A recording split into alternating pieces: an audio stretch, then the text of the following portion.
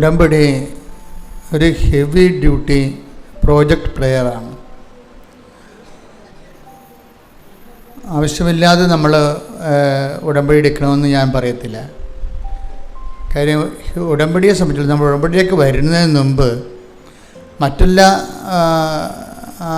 ദൈവ മനുഷ്യ ഇടപാടുകളും ഒക്കെ ഒരു മങ്ങുന്ന സമയത്ത് ആണ് നമ്മൾ ഉടമ്പടിയിലേക്ക് വരുന്നത്. അത് ഓൾറെഡി സഡൻ ആരും ഉടമ്പടിയിലേക്ക് വരേണ്ട കാര്യമില്ല. കാര്യം ഇത് ഹെവി ഡ്യൂട്ടി ആയിട്ടുള്ള ഒരു പ്രോജക്റ്റ് പ്രെയറാണ്. വെറും പ്രെയറല്ല, പദ്ധതി പ്രാർത്ഥന എന്ന് പറയും. ഒരു പ്രത്യേക സുവിശേഷ വിഹിതമായ പദ്ധതി പ്രകാരമുള്ള ഒരു പ്രാർത്ഥനാ രൂപമാണ്. അത് ഉദ്ദേശിക്കുന്നത് ഹെവി ഡ്യൂട്ടി ആയിട്ടുള്ള സബ്ജക്റ്റ് വൈസാണ്. എന്ന് വെച്ച് കഴിഞ്ഞാൽ നമുക്ക് നോട്ട് ബൈ മെറിറ്റിൽ നടക്കാത്ത, അതായത് മെറിറ്റിൽ നടക്കാത്ത കാര്യങ്ങൾ ബൈബിൾ ഉപയോഗിക്കുന്ന പ്രധാനപ്പെട്ട ടെർമിനോളജി ഫോർമുലയാണ് not by merit but by grace. അതായത് നമ്മളുടെ ബുദ്ധി, ശക്തി, അനുഭവ പാരമ്പര്യം, നമ്മുടെ യുക്തി, നമ്മുടെ സ്വാധീനം, നമ്മുടെ കപ്പാസിറ്റി. അപ്പോൾ നമ്മളെല്ലാ മനുഷ്യരും എന്താണ് ചെയ്യണത്? എല്ലാവരുടെയും അധ്വാനത്തിൻ്റെ പരിശ്രമങ്ങളുടെ നോക്കിക്കഴിഞ്ഞാൽ എല്ലാ പരിശ്രമങ്ങളുടെയും പിന്നിലുള്ള എന്താണ്? മെറിറ്റുകൾ വർദ്ധിക്കുക എന്നാണ് ഉദ്ദേശിക്കുന്നത്, അല്ലേ? നമ്മളെന്തിനാണ് പഠിക്കണത്? നമ്മുടെ മെറിറ്റ്, നമ്മുടെ യോഗ്യത കൂട്ടാനാണ്. ഇപ്പോൾ ഒരു എൻജിനീയറിങ് കഴിഞ്ഞിട്ട് പിന്നീട് ചില ആൾക്കാർ ചില സബ്ജക്റ്റ് വൈസ് ഒരു ക്രാഷ് കോഴ്സിന് പോകും. എന്താ കാര്യം? അവരുടെ അപ്ഡേറ്റ് ആക്കാൻ വേണ്ടി പോവുകയാണ്, അപ്ഡേഷൻസ്. ഇപ്പോൾ പുതിയ പുതിയ കോഴ്സ് പഠിച്ച് പുതിയ അപ്ഡേഷനിലേക്ക് പോകുന്നവരും ബേസിക്കായിട്ട് ചെയ്യണത് എന്താണ്? അവരുടെ മെറിറ്റ് വർദ്ധിപ്പിക്കുക, കപ്പാസിറ്റി കൂട്ടുകയാണ്. അപ്പോൾ ഇത് സ്വാഭാവികമായി നടക്കുന്ന കാര്യങ്ങളാണ്. അതിന് ദൈവത്തിൻ്റെ ഒരു ബ്ലെസ്സിങ്സ് മാത്രം മതി. ചിലർ ബ്ലെസ്സിങ്സിൽ ആശ്രയിക്കും, ചിലർ അവരുടെ കഴിവിൽ തന്നെ ദൈവത്തെ മാറ്റി നിർത്തിയിട്ട് അവരുടെ കഴിവിൽ തന്നെ ആശ്രയിക്കും. അതിന് തെറ്റൊന്നുമില്ല, അവരുടെ കഴിവിൽ ആശ്രയിക്കുന്ന ആൾക്കാരുണ്ട്. നിരീശ്വരരായിട്ട് ദൈവത്തെ വിശ്വസിക്കാത്ത ആൾക്കാരില്ലേ, അപ്പോൾ അവരുടെ കഴിവിലാണ് ആശ്രയിക്കുന്നത്. പക്ഷെ അവർക്ക് അറിയത്തില്ല ഈ കഴിവ് ആദ്യമേ നമുക്ക് നമ്മളുടെ മെറിറ്റ് എന്ന് പറയുന്നതിൻ്റെ ബേസ്മെൻ്റ് എന്ന് പറയുന്നത് ദൈവം അത് ജനറ്റിക്കൽ ബ്ലെസ്സിങ്സ് എന്ന് പറയും. അതാണ് നമ്മുടെ മെറിറ്റ് എന്ന് പറയുന്നത്. ജനറ്റിക്കൽ ബ്ലെസ്സിങ്സ് എന്ന് പറയുന്നത് എന്താ? ജനിതകമായി ഉള്ള നമ്മുടെ യോഗ്യതകൾ. ചില ആൾക്കാർക്ക് നല്ല ബുദ്ധി ഉണ്ടാവും, അല്ലേ? നല്ല ബുദ്ധി ഉണ്ടാവും. ചിലരുടെ മാതാപിതാക്കന്മാർ നല്ല ഹൈലി എഡ്യൂക്കേറ്റഡ് ആയത് കാരണം അവർ കുഞ്ഞുങ്ങളെയും അതേ രീതിയിൽ പഠിപ്പിക്കുകയൊക്കെ ചെയ്യുന്ന കാരണം അവർക്കൊരു ബേസിക് ആയിട്ടുള്ള കപ്പാസിറ്റി ഉണ്ടാകും. ഈ ലോകത്തിലെ ആൾക്കാർ ബേസിക് മെറിറ്റുകൾ ഉണ്ടാകുന്നത് മുഴുവനും ജനറ്റിക്കൽ ബ്ലെസ്സിങ്സിൻ്റെ ഭാഗമാണ്. അതെപ്പോഴും നമ്മൾ മനസ്സിലാക്കണം. ബുദ്ധിയുള്ളവർ അത് മനസ്സിലാക്കണം. ദൈവം മനുഷ്യനെ സൃഷ്ടിച്ചപ്പോൾ തന്നെ എന്താ പറഞ്ഞത്? സന്താന പുഷ്ടിയുള്ളവരായി പെരുകി ഭൂമിയെ കീഴടക്കാൻ പറഞ്ഞിട്ടാണ് ബ്ലെസ്സിങ് ചെയ്യണത്. അപ്പോൾ ഭൂമി എന്ന് പറയുമ്പോൾ ഇത് നമ്മുടെ മുമ്പിലുള്ള സൃഷ്ടപ്രപഞ്ചത്തെ നമുക്ക് എന്തിനുള്ളതാണ്? ഇപ്പോൾ നമ്മൾ ബഹിരാകാശത്ത് പോയാലും റെക്കോർഡിട്ടാലും ഇത് ജനറ്റിക്കൽ ബ്ലെസ്സിങ്ങിലുള്ളതാണത്.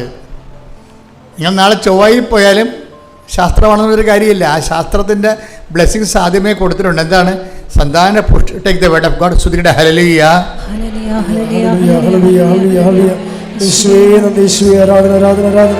യേശുവേ നന്ദി, മഹത്വം, മഹത്വം, മഹത്വം, മഹത്വം, മഹത്വം. ഹല്ലേലൂയ, ഹല്ലേലൂയ, ഹല്ലേലൂയ, ഹല്ലേലൂയ, ഹല്ലേലൂയ. യേശുവേ നന്ദി, ഹല്ലേലൂയ. ഉൽപ്പത്തി 1:28. ദൈവം അവരെ ഇങ്ങനെ അനുഗ്രഹിച്ചു, സന്താന പുഷ്ടിയുള്ളവരായി പെരുകുവിൻ, ഭൂമിയിൽ നിറഞ്ഞ് അതിനെ കീഴടക്കുവിൻ. അതാണ് സംഭവം. ഉൽപ്പത്തി 1:28. അതാണ് ജനറ്റിക്കൽ ബ്ലെസ്സിങ് എന്ന് പറയുന്നത്. അപ്പോൾ അതിന് ഒരു വിശ്വാസിയാകണം നിർബന്ധമില്ല. നിരീശ്വരനായാലും ദൈവത്തെ വിശ്വസിച്ചില്ലെങ്കിൽ നിർമ്മതക്കാരനായാലും ഇറ്റ് ഈസ് ദെയർ.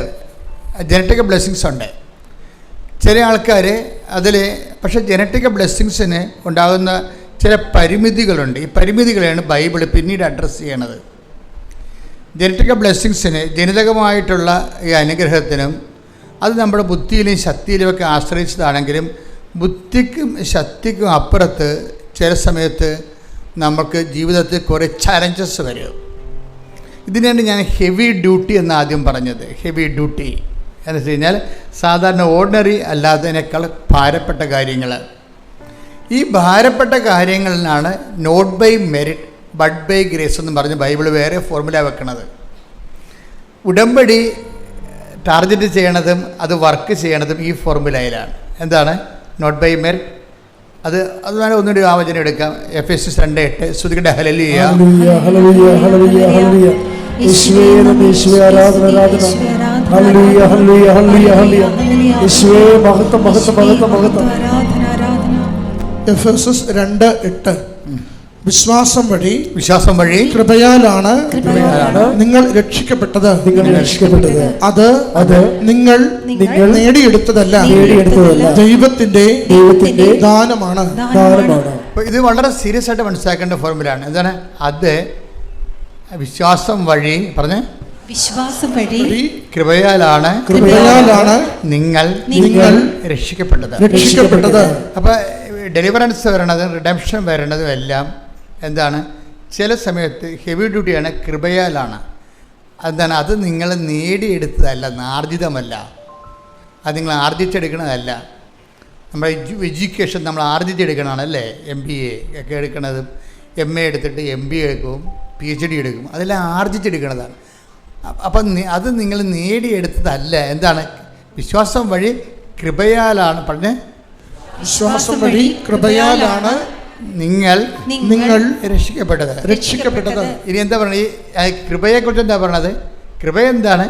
അത് പറഞ്ഞ് അത് നിങ്ങൾ നേടിയെടുത്തതല്ല.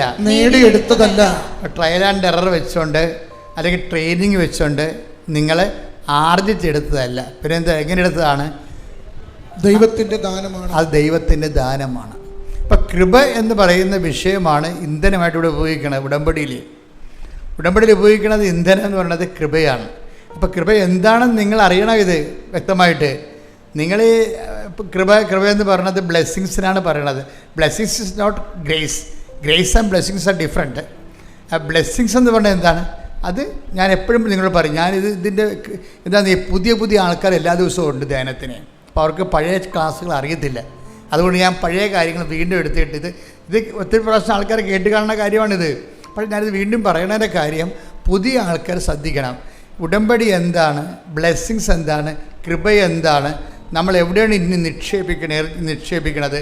നമ്മൾ ഇതിൻ്റെ മൂവ്മെൻറ്റ്, ഇതിൻ്റെ ഓരോ ഘടകങ്ങളുടെ ഇൻവെസ്റ്റ്മെൻറ്റ് മോഡ് എന്താണെന്നൊക്കെ വ്യക്തമായിട്ട് നിങ്ങൾ അറിഞ്ഞാൽ മാത്രമേ ഇതുകൊണ്ട് അല്ലെങ്കിൽ നിങ്ങൾ സാധാരണ ആൾക്കാരെ പോലെ എന്തുമാത്രം പ്രാർത്ഥനകൾ, എന്തെല്ലാം പ്രാർത്ഥനാ രൂപങ്ങളുണ്ട്, അതുപോലെ ഇതും ഒരു പ്രാർത്ഥനയായിട്ട് നിങ്ങൾ റെഡ്യൂസ് ചെയ്ത് കളയും. ഇപ്പം ശാസ്ത്രീയമായിട്ടുള്ള മ്യൂസിക് അറിയാൻ പാടില്ലാത്തവർ എന്ത് ചെയ്യും? ശാസ്ത്രീയ മ്യൂസിക് കൊടുത്താലും അവർ നാടൻ പാട്ടായിട്ട് പാടും. അതാണ് പ്രശ്നം. ഇപ്പം ശാസ്ത്രീയ മ്യൂസിക് അറിയാൻ പാടില്ലാത്തവരെ സംബന്ധിച്ചിടത്തോളം അവർക്ക് ശാസ്ത്രീയമായൊരു പാട്ട് കൊടുത്താൽ അവരെന്ത് ചെയ്യും? അത് പാടി നാടൻ പാട്ടാക്കി കളയവർ. അതുപോലെ തന്നെ ഉടമ്പടിയെക്കുറിച്ച് അതിൻ്റെ വ്യക്തത അറിയാൻ പാടില്ലെങ്കിൽ അത് അവർ സാധാരണ ചെയ്തൊരു നൊവേനയ്ക്ക് കളയവർ. ഇത് ഭയങ്കര ഉടമ്പടിയുടെ ഏറ്റവും വലിയ അപകടമാണ്. ഇത് വന്നത് കൂടുതലും വരണത് പ്രായമായവരിൽ. അതുകൊണ്ട് പ്രായമായവരെ കൊണ്ട് ഉടമ്പടി എടുപ്പിക്കാത്തതിൻ്റെ കാരണം അതാണ്. നിങ്ങളാരും അതിൻ്റെ അകത്ത് മുഷിക്കേണ്ട കാര്യമില്ല. കാര്യം ഇത് എടുക്കണമെന്നുണ്ടെങ്കിൽ ക്ലാസ്സുകൾ കൃത്യമായിട്ട് അറ്റൻഡ് ചെയ്തിട്ട് അത് അതുപോലെ ഇൻവെസ്റ്റ് ചെയ്യാൻ നിങ്ങൾക്ക് സാധിക്കണം. പ്രാർത്ഥിക്കുക. കർത്താവായ ദൈവമേ, ഉടമ്പടി പ്രകാരം സുവിശേഷ പദ്ധതിയായി എൻ്റെ ആധ്യാത്മികതയെ പരിവർത്തനം ചെയ്യാൻ എന്നെ അനുഗ്രഹിക്കണമേ. സ്തുതിക്കട്ടെ. ഹല്ലേലൂയ.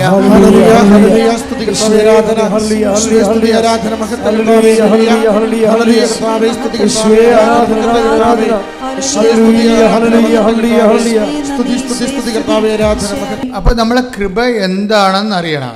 എന്താ കൃപ എന്താണ്? അത് 2 കൊറിന്ത്യൻസ് 12:9. 2 കൊറിന്ത്യൻസ് 12:9. 2 കൊരിന്തോസ് 12:9. 2 കൊറിന്ത്യൻസ് 12:9. അവിടുന്ന് എന്നോട് അരുളി ചെയ്തു. പറഞ്ഞ്, അവിടുന്ന് എന്നോട് അരുളി ചെയ്തു, നിനക്ക് എന്റെ കൃപ മതി. എന്തെന്നാൽ ബലഹീനതയിലാണ് എന്റെ ശക്തി പൂർണ്ണമായി പ്രകടമാകുന്നത്. അതായത് എന്തെന്നാൽ ബലഹീനതയിലാണ് എൻ്റെ ശക്തി. ഇതിനാണ് കൃപ എന്ന് പറയുന്നത്. കൃപയെന്ന് പറഞ്ഞാൽ എന്താണ് ശരിക്കും പറഞ്ഞാൽ? ബലഹീനതയിലാണ് നിങ്ങൾക്ക് എൻ്റെ my grace is sufficient for you. Blessings പലപ്പോഴും ഉണ്ടാകുന്ന പ്രശ്നം ഫിസിക്കൽ ഫേവേഴ്സാണ്, ഭൗതിക ആനുകൂല്യങ്ങളാണ്. അത് പലപ്പോഴും സഫിഷ്യൻ്റ് ആയിരിക്കത്തില്ല, നമുക്ക് മതിയായതായിരിക്കത്തില്ല. അതുകൊണ്ടാണ് ബൈബിൾ ഗ്രേസിനെ പ്രൊവിഷൻ വെക്കുന്നത്. ബ്ലെസ്സിങ്സ് എന്ന് പറഞ്ഞാൽ എന്താണ്? ഇപ്പം നിങ്ങൾക്ക് വീട് കിട്ടിയെങ്കിലും അത് ബ്ലെസ്സിങ്സാണ്. പക്ഷേ വീട് കിട്ടിയപ്പോൾ കുറച്ച് കഴിഞ്ഞപ്പോൾ അത് പ്രശ്നമായി. എന്താ കാര്യം? വീട് വെച്ചിരിക്കുന്നത് അപ്പൻ്റെ സ്ഥലത്താണ്. കാശ് മൊത്തം മുടക്കിയിരിക്കുന്നത് മൂത്ത മകനാണ്. മൂത്ത മകൻ്റെ വൈഫ് പറയും, അപ്പോൾ ഇത് നമ്മൾ ഇറങ്ങി കൊടുക്കേണ്ടി വരുമ്പോൾ പിന്നെ അപ്പൻ വീട് ഇളയ മകൾക്ക് കൊടുക്കുമല്ല എന്ന് പറയും. കണ്ടാ, അവിടെ സമാധാനം പോയി. ബ്ലെസ്സിങ്സാണ്, പക്ഷേ സമാധാനം ഇല്ല. ഇപ്പോൾ വീട് വെച്ച് നമ്മൾ കഷ്ടപ്പെട്ടു. വീട് വെച്ച് കഴിഞ്ഞപ്പോൾ കുറച്ച് കഴിയുമ്പോൾ മൂത്തമകൻ എന്ത് പറയും? മൂത്തമ്മൻ്റെ വൈഫ് കല്യാണം കഴിച്ചപ്പോൾ പറയും, ഇതിപ്പോൾ അപ്പൻ്റെ സ്ഥലത്തല്ലേ നിൽക്കണത്. അപ്പം മരിച്ചു കഴിയുമ്പോൾ ഓട്ടോമാറ്റിക്കായിട്ട് അമ്മയുടെ പേരല്ല, അമ്മ മക്കൾക്ക് കൊടുക്കുകയുള്ളൂ. എനിക്ക് തരുക, എന്നെ കാണുമ്പോൾ തന്നെ അവർക്ക് കലിയ, അപ്പോൾ തരത്തില്ല. അപ്പോൾ ഇതിപ്പോൾ നമ്മുടെ കാര്യത്തിൽ തീരുമാനമായി എന്ന് പറയുമ്പോൾ അസമാധാനമായി. ബ്ലെസ്സിങ്സ് കിട്ടി, പക്ഷേ നമുക്ക് അനുഭവിക്കാൻ പറ്റണില്ല, അനുഭവിക്കാൻ യോഗ്യതയില്ല. വീട് കിട്ടി, പക്ഷേ സമാധാനമില്ല. വീട് കിട്ടി നമുക്ക്, ബ്ലെസ്സിങ്സിന് ഇങ്ങനൊരു കുഴപ്പമുണ്ടാവും. അത് സഫിഷ്യൻ്റ് അല്ല. അതാണ് ഈശോ പറഞ്ഞത്, my grace is sufficient for you. Blessings കിട്ടിയാലും വീട് കിട്ടിയാലും നിങ്ങൾക്ക് ജോലി കിട്ടിയാലും വീട് കിട്ടിയാലും അതിൻ്റെ സമാധാനമുള്ളതും വിഷയം എന്താണ്? വേറെ സബ്ജക്റ്റാണത്. സയൻസിൽ നമുക്ക് സമാധാനം തരാൻ പറ്റത്തില്ല, മനസ്സിലായി? അതാണ് വിഷയം. യുക്തിക്കോ ബുദ്ധിക്കോ വിദ്യാഭ്യാസത്തിനോ നമുക്ക് സമാധാനം തരാൻ പറ്റത്തില്ല. ആരാണ്? ഞാൻ നിങ്ങൾക്ക് തരുന്ന സമാധാനം ആരും നിങ്ങളിൽ നിന്ന്, സന്തോഷം ആരും നിങ്ങളിൽ നിന്ന് എടുത്ത് കളയത്തില്ല. കാര്യം സന്തോഷത്തിന് കുഴപ്പം ഈശോ പറയും, ഇത് സന്തോഷം 2 തരമുണ്ട്. എന്താണ്? ഞാൻ നിങ്ങൾക്ക് നൽകുന്നത് ലോകത്തിൻ്റെ സന്തോഷമുണ്ട്. ലോകം തരുന്നത് പോലെയല്ല ഞാൻ നിങ്ങൾക്ക് തരുന്ന സന്തോഷം. ഗ്രേസിൻ്റെ ഒരു കുഴപ്പമെന്ന് പറഞ്ഞാൽ ഗ്രേസിന് കൃപ മൂലമാണ് നമുക്കൊരു അനുഗ്രഹം ഒരു വീട്ടിന് കിട്ടണമെങ്കിൽ അത് എടുത്തു കളയാൻ ഈ മരുമകളിപ്പോൾ കുത്തുതല ഉണ്ടാക്കിയില്ലേ ആ മയമക്കെതിരെ. ഒരു പ്രശ്നവും ഇല്ല അവിടെ ഒരു പ്രശ്നമില്ല. അപ്പനും അമ്മയും മരിച്ചു കഴിയുമ്പോൾ ചിലപ്പോൾ ഇത് ഭാഗം ഉടമ്പടി ചെയ്ത് 4 പേർക്ക് 4 കഷ്ടമായിട്ട് കിട്ടുമായിരിക്കും. പക്ഷേ അത് മതി. പക്ഷേ അത് മനസ്സിലായി മരുമകൾ ഇപ്പം തന്നെ പ്രശ്നം ഉണ്ടായിക്കൊണ്ടിരിക്കുകയാണ്. നിങ്ങളെങ്ങാനും ചത്ത പിന്നെ എന്ത് ചെയ്യും? വീട് അമ്മായി അമ്മയുടെ അപ്പനും ചാകും നിങ്ങളും ചാകും. അപ്പം ഇവള് ചാകത്തില്ല, അതാണ് പ്രശ്നം. അപ്പനും ചാകും നിങ്ങളും ചാകും. അപ്പം പിന്നെ എന്ത് ചെയ്യും? അമ്മായിയമ്മയും ഞാനുമായിരിക്കും. അമ്മായിയമ്മ പെമ്മക്ക് കൊടുക്കും വീട്. ഇല്ലാത്ത അസമാധാനം ഉണ്ടാക്കിക്കൊണ്ടിരിക്കുകയാണ്. ഒരു കാര്യമില്ല, ചിലപ്പോൾ ഒരു കാര്യം ഉണ്ടാകത്തില്ല. അതുകൊണ്ട് എപ്പോഴും ബ്ലെസ്സിങ്സ് സമാധാനം ഗ്യാരണ്ടി ചെയ്യുന്നില്ല, അതാണ് വിഷയം. അതുകൊണ്ട് ഈശോ പറയും ഈ ഗ്രേസ് എന്ന് പറയുമ്പോൾ ഉണ്ടാകുന്ന പ്രശ്നം നമുക്കത് അനുഭവിക്കാൻ പറ്റും. മറ്റത് അനുഭവിക്കണമെങ്കിൽ ബ്ലെസ്സിങ്സ് ഉള്ള പ്രശ്നം വെച്ച് കഴിഞ്ഞാൽ അതിന് അനുഭവിക്കണമെന്നുണ്ടെങ്കിൽ ദൈവത്തിൻ്റെ ഒരു പ്രത്യേക കൃപ അവിടെ ഗ്യാരണ്ടി ചെയ്യണം. അവിടെ ഒരു ഗ്യാരണ്ടി ഉണ്ടാകണം. അതുകൊണ്ടാണ് ഞാൻ പറയണത്, എപ്പോഴും നിങ്ങൾ ബ്ലെസ്സിങ്സിനേക്കാൾ ഉപരി ഗ്രേസിനെ ഉന്നം വെച്ചുകൊണ്ട് ജീവിക്കുന്നതാണ് നല്ലത്. ഉടമ്പടിയിലെ ജീവിതക്രമം വെച്ചേക്കുന്നതിൻ്റെ കാര്യം ഗ്രേസ് എന്ന് പറഞ്ഞാൽ ആരാണ്? ചേട്ടത്തിമാർ ഒക്കെ എന്നെ രൂക്ഷമായിട്ട് നോക്കണം. അച്ഛൻ ഗ്രേസ് എന്ന് പറഞ്ഞത് ഏത്? ഞങ്ങളുടെ അയൽവാസിയിലൊരു ഗ്രേസ് ഉണ്ടത്. ഗ്രേസ് എന്ന് വന്നിട്ടേ അതായത് ഗ്രേസ് എന്ന് പറഞ്ഞാൽ കൃപ. ഇതിന് ഞാൻ എന്താ പറയുക, ദൈവത്തിൻ്റെ ശക്തിക്കാണ് പറയണത്. നിങ്ങൾ പറയണ പല കാര്യങ്ങളും ബ്ലെസ്സിങ്സ് എന്ന് പറയുന്നത് ദൈവത്തിൻ്റെ ശക്തിയല്ല, ശക്തിയുടെ ഇഫക്റ്റാണ്. എന്ന് വെച്ച് കഴിഞ്ഞാൽ എന്താണ് ഇഫക്റ്റ് എന്ന് പറയണത്? ഇപ്പോൾ ഞാൻ എപ്പോഴും നിങ്ങൾ പറയും, സിമ്പിളായിട്ട് പറയാം. ഒരു കറണ്ട് നമ്മൾ ഉപയോഗിക്കുന്നു അല്ലേ? കറണ്ട് സ്വിച്ച് ഇടുമ്പോൾ ലൈറ്റായിട്ട് വന്നിട്ട് അതൊരു പ്രകാശ ഊർജ്ജമായിട്ട് മാറിയിട്ട് ഇവിടെ മുഴുവനും വെളിച്ചം കൊണ്ട് നിറയുകയാണ്. അപ്പോൾ വെളിച്ചമല്ലല്ലോ, കറണ്ട് വേറെയല്ലേ. അതിൻ്റെ അകത്ത് വെളിച്ചം എന്നുള്ളതാണ് ബ്ലെസ്സിങ്സ്. കറണ്ട് ഓഫായി കഴിഞ്ഞാൽ വെളിച്ചം താനേ പോകും. അപ്പോൾ കറണ്ടാണ് ഗ്രേസ്, ഊർജം. അത് ദൈവത്തിൻ്റെ ശക്തിയാണ്. നമുക്ക് ലഭിക്കുന്നതെല്ലാം ഇഫക്റ്റാണ്. ഈ ബ്ലെസ്സിങ്സ് എന്ന് പറഞ്ഞാൽ ഇഫക്റ്റാണ്. അപ്പോൾ അതുകൊണ്ട് എപ്പോഴും നമ്മൾ ശ്രദ്ധിക്കേണ്ടത് മരമറിയാതെ കൊടിയിടരുത്. ശരിക്കും എന്താ ചെയ്യേണ്ടത്? നമ്മൾ ചെയ്യേണ്ടത് ഗ്രേസിനെ തന്നെ നമ്മൾ ആങ്കർ ചെയ്യണം, ഉന്നം വെക്കണം. പ്രാർത്ഥിക്കുക, കർത്താവ് ദൈവമേ, നിന്റെ ശക്തി എന്നിലേക്ക് ആവസിക്കാൻ വേണ്ടി എൻ്റെ നിലവിലുള്ള സാഹചര്യത്തിൻ്റെ പരാധീനതകള് നിന്റെ നാമത്തിൽ ഞാൻ എടുക്കുകയും അതെല്ലാം എന്റെ ബലഹീനമായ സാഹചര്യങ്ങള് നിന്റെ ശക്തി ആർജിക്കാനുള്ള ദൈവത്തിന്റെ പരിപാലനയായി ഞാൻ തിരിച്ചറിഞ്ഞുകൊണ്ട് നിന്നെ സ്തുതിക്കുന്ന നിന്നെ ആരാധിക്കുന്ന നിനക്ക് നന്ദി പറയുന്നു. അതുകൊണ്ടാണ് ഈ ബലഹീനത എന്ന് പറയണത്. ഇപ്പൊ എല്ലാ കാര്യങ്ങൾക്കും ഒരു നടക്കാത്ത, ഇപ്പൊ ജോലി കിട്ടാത്ത അവസ്ഥ, അതാണ് ബലഹീനത. കുഞ്ഞുങ്ങൾ ഉണ്ടാവാത്ത ജനറ്റിക് ട്രബിൾസ്, കുട്ടികളുണ്ടാകത്തില്ല എന്ന് പറയത്തില്ലേ, അത് അതിൻ്റെ ബലഹീനതയാണ്. അതുപോലെ തന്നെ കല്യാണം ഒത്തുവരാത്ത അവസ്ഥ, അതൊരു ബലഹീനത. എന്നിട്ട് ഇതെല്ലാം ഈ ബലഹീനതയിൽ സാധാരണ ദൈവത്തെ അറിയാത്ത മനുഷ്യരെ ബലഹീനത വരുമ്പോൾ അത് ഓർത്തുകൊണ്ട് നിരാശപ്പെടുകയും സങ്കടപ്പെടുകയും ചെയ്തുകൊണ്ടിരിക്കും. പക്ഷെ ബൈബിൾ എന്നാ പറയണത്? ബലഹീനത എന്ത് ചെയ്യണമെന്ന് 12:10 2 Corinthians 12:9-10 വായിച്ച്. അവിടുന്ന് എന്നോട് അരുളി ചെയ്തു, നിനക്ക് എന്റെ കൃപ മതി. എന്തെന്നാൽ ബലഹീനതയിലാണ് എന്റെ ശക്തി പൂർണ്ണമായി പ്രകടമാകുന്നത്. ക്രിസ്തുവിന്റെ ശക്തി എന്റെ മേൽ ആവസിക്കേണ്ടതിന് ഞാൻ പൂർവാധികം സന്തോഷത്തോടെ എന്റെ ബലഹീനതയെ കുറിച്ച് പ്രശംസിക്കും. അതുകൊണ്ട് അതായത് ക്രിസ്തുവിൻ്റെ ശക്തി, ഇപ്പം നമ്മുടെ ബലഹീനമായ സാഹചര്യങ്ങൾ, വിവാഹത്ത് വരുന്നില്ല, പറമ്പ് വിൽക്കണില്ല, ഇല്ലേ, പറമ്പ് വിൽക്കാൻ പറ്റണില്ല, ജപ്തി വരാൻ പോകുന്നു, ഇതെല്ലാം നമ്മളെ ബലഹീനമാക്കുന്നുണ്ട്, നമ്മൾ ഉറക്കം കെടുത്തുന്നുണ്ട്, അല്ലേ. അപ്പോൾ ഇങ്ങനെയുള്ള സാഹചര്യങ്ങൾ എന്തിനാണ്, ഇതിനെങ്ങനെയാണ് നമ്മൾ അഭിമുഖീകരിക്കുന്നത്? അതാണ് ഇപ്പോൾ അച്ഛൻ വായിച്ചത്. എന്താ പറഞ്ഞത്? ക്രിസ്തുവിൻ്റെ ശക്തി, പറഞ്ഞേ, ക്രിസ്തുവിൻ്റെ ശക്തി എന്റെ ബലഹീനതയിലേക്ക് ആവസിക്കാൻ വേണ്ടി ഞാൻ എൻ്റെ ബലഹീനതയെ ഓർത്തുകൊണ്ട് പ്രശംസിക്കാം, സ്തുതിക്കുമെന്നർത്ഥം. അപ്പോൾ അതൊക്കെ ബൈബിളിൻ്റെ കാഴ്ചപ്പാട് കണ്ടല്ലേ? അതായത് നമ്മളിലേക്ക് ക്രിസ്തുവിൻ്റെ ശക്തി. ഇപ്പം നിങ്ങൾക്കൊരു ബലഹീനതയുണ്ട്, നിങ്ങളുടെ പറമ്പ് വിൽക്കണില്ലെന്ന് വിചാരിച്ചോ, അതുകൊണ്ട് ജപ്തി ആയി പോകാൻ പോവുകയാണ്. പറമ്പ് വിൽക്കാൻ പറ്റാത്തത് കൊണ്ട് തന്നെ അതിന് വഴിയില്ലാത്തത് കൊണ്ടാണ് വിൽക്കാൻ പറ്റാത്തത് കൊണ്ടാണ് ഇപ്പോൾ നിങ്ങളുടെ കടങ്ങൾ അടക്കാൻ പറ്റാത്തത്. അതുകൊണ്ടാണ് അടുത്ത പറമ്പ് കൂടിയും വീട് സ്ഥലം കൂടി ജപ്തിയാകാൻ പോണത്. ഇപ്പം അങ്ങനെ വരുമ്പോഴേ ഇതെല്ലാം നമ്മളെ ബലഹീനതയൊക്കെ ഉറക്കം പോവും. ഈ ഭാവിയെക്കുറിച്ച് നമുക്കൊരു ഐഡിയ ഉണ്ടാകത്തില്ല. നമ്മൾ ആകപ്പാടെ പെട്ടുപോയില്ലെന്ന് ഓർക്കും. ഇപ്പം നമ്മൾ ചില ആൾക്കാർ സ്മോൾ അടിച്ച് നടക്കും, ചില ആൾക്കാർ വീട്ടിൽ കയറത്തില്ല. വീട്ടിൽ കയറിയ ഭാര്യ ചോദിക്കും, എന്താ പോയിട്ട് എന്തായി, നടന്നോ എന്നൊക്കെ ചോദിക്കുമ്പോൾ നടക്കാത്തത് കൊണ്ട് പുള്ളിക്ക് സങ്കടമായിരിക്കും.